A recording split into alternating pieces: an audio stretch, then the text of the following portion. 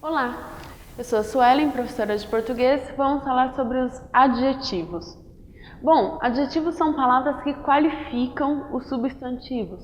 Podem identificar características, qualidades, defeitos. São palavras que sempre vão estar acompanhando um substantivo. São tão íntimos o substantivo e o adjetivo que às vezes eles se confundem. Às vezes nós ficamos em dúvida se a palavra é um adjetivo ou se é um substantivo. Nesse caso, você tem que ver o termo que qualifica, que está trazendo uma característica, ou ainda a relação com o artigo. Se a palavra estiver determinada por artigo, ela pode ser um substantivo. Olha o caso da palavra jovem. Jovem é um adjetivo, ele é um garoto jovem, ele é uma pessoa jovem. Só que eu posso usar jovem como substantivo. O jovem deve lutar pelo seu país. A única diferença é o uso do artigo. Então, o artigo pode fazer a mudança de uma classe para a outra, né? Os adjetivos também têm suas classificações. Pode ser primitivo ou derivado. Quando o adjetivo é primitivo, ele não sofreu derivação alguma. Então, por exemplo, a palavra azul não tem derivação. É a raiz completa da palavra. Já azulado, eu acrescentei um sufixo. Esse ado é um sufixo que eu acrescento ao radical azul e aí fica azulado, que é um novo adjetivo. Simples e composto. Ele é simples quando tem só um radical. Verde. Verde é um adjetivo com um único radical. Verde e água tem dois radicais. Verde e água formando uma nova palavra, um novo adjetivo. E os adjetivos pátrios, que são adjetivos que indicam origem, localidade. Geralmente, os sufixos usados para formar o adjetivo pátrio são ense, eiro e ano. Então, a pessoa que é do Amazonas, amazonense. A pessoa que é do Brasil é brasileira. E que é da Bahia é baiano. Esses são adjetivos pátrios que têm uma formação regular. A gente sabe que existem outras maneiras de se referir a pessoas de determinados países, cidades e estados. No Rio de Janeiro, por exemplo, tem o carioca. Não é uma derivação da palavra Rio de Janeiro. Tem motivos culturais ou históricos para que seja carioca. Então, em alguns lugares tem o seu próprio adjetivo pátrio. É o caso do Rio de Janeiro, com carioca, é o caso do Rio Grande do Norte, com potiguar e outras localidades também. Os adjetivos podem vir por meio de uma locução. Quando ele compõe uma locução, significa que é uma preposição mais um substantivo, substituindo a palavra que seria um adjetivo. Então, em amor materno, materno é um adjetivo. Eu posso substituir esse adjetivo por uma locução adjetiva e dizer amor de mãe.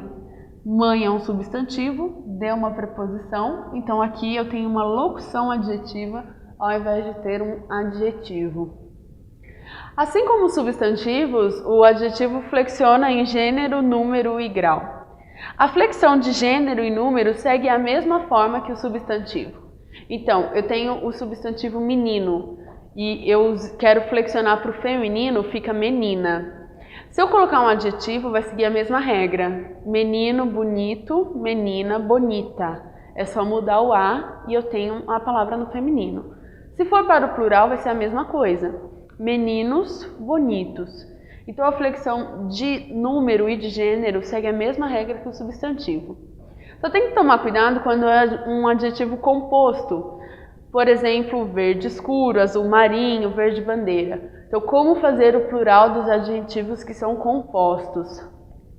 Quando o adjetivo é composto e ele tem dois adjetivos nessa composição, como é o caso de verde escuro, verde é um adjetivo, escuro também é um adjetivo.